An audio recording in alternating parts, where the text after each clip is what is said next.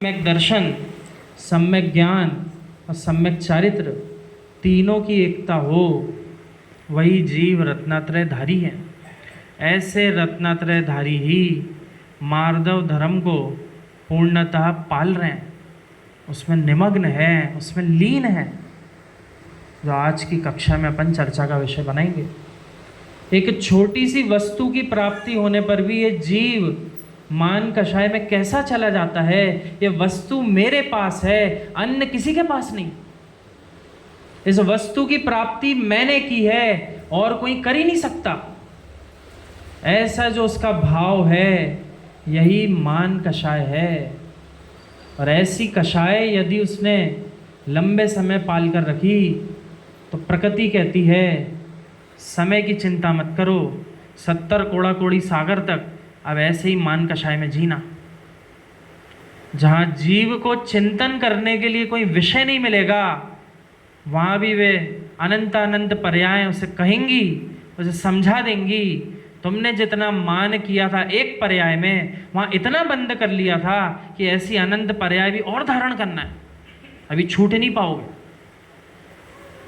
ऐसे 2-2 हजार सागर के काल कितने ही पूर्ण कर लिए, कितनी बार मनुष्य बन लिए, लेकिन मान कषाय छूट नहीं पाए। आज विषय थोड़ा गहरा है, मात्र इतना नहीं समझना कि हम मान नहीं करेंगे, घमंड नहीं करेंगे, यही मानव धर्म है। इसके पीछे का कारण जानना है।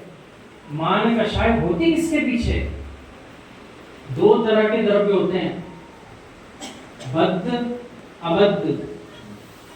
जितनी मान कषाय जीव की, संसारी जीवों की चल रही है, सब किसके पीछे चल रही है? बद्ध के पीछे या अबद्ध के पीछे?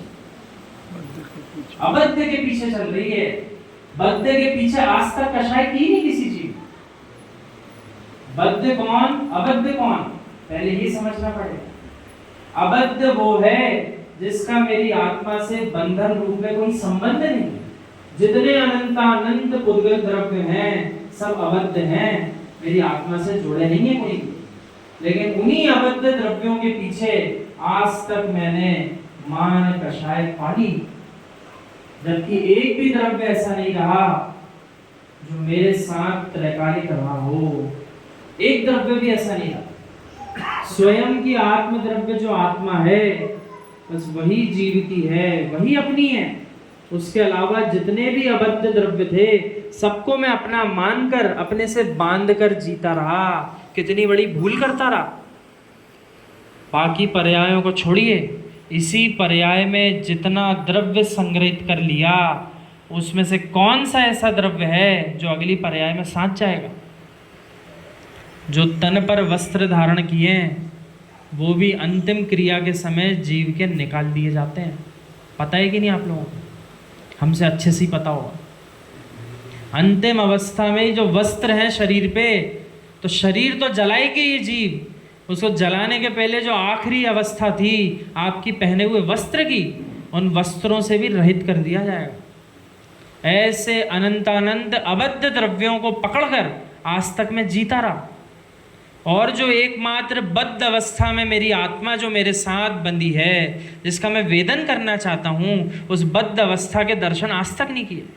बताइए ऐसा कौन सा जीव है जिसने अपनी आत्मा के पीछे मान कषाय की हो कि मात्र मेरी आत्मा सिद्ध है और किसी की नहीं है? ऐसी किसी ने कषाय की आज तक? लेकिन वस्त्रों को लेकर, घर परिवार को लेकर, पुद्गल द्रव्यों को लेकर, मनुष्यों को लेकर आज तक कितनी कितनी मान कषाय की है। इसका जीव को आज क्षमा धर्म के साथ वेदन करना चाहिए। क्या क्षमा धर्म कल के लिए था कि आज भी याद रहेगा? इसी मान कषाय के विगलन के लिए कल के क्षमा धर्म को भी आज लाना पड़ेगा। अपनी आत्मा पे क्षमा धर्म लाना है। आत्मा में क्षमा धर्म लाना है तो मान कषाय का विसर्जन करना पड़ेगा कि नहीं? त्यागना पड़ेगा। इसलिए जितने अबद्ध द्रव्य दिखाई दे रहे, सब प्रत्यक्ष आपसे भिन्न है, आंखों से दिखाई देते हैं। कौन सा ऐसा द्रव्य है जो आपके शरीर से भी चिपका ही रहता हो प्रति क्षण, कि पर्याय जब मिली तब से लेकर अंतिम अवस्था तक वो एक ही द्रव्य हो जो आपसे चिपका रहा हो? एक भी द्रव्य ऐसा नहीं इस पर्याय का भी। बताइए कौन सा है? वस्त्र भी बदल बदल कर पहनता है ये जीव, गहने भी बदल बदल कर पहनता है। त्रिकालिक गहने भी कहाँ थे आपके पास? इसी पर्याय में। जन्म लेते से सारे गहने पहन लिए थे क्या जो आज हैं आपके पास?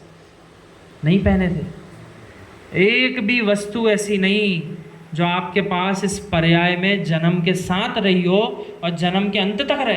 फिर घमंड किस बात का?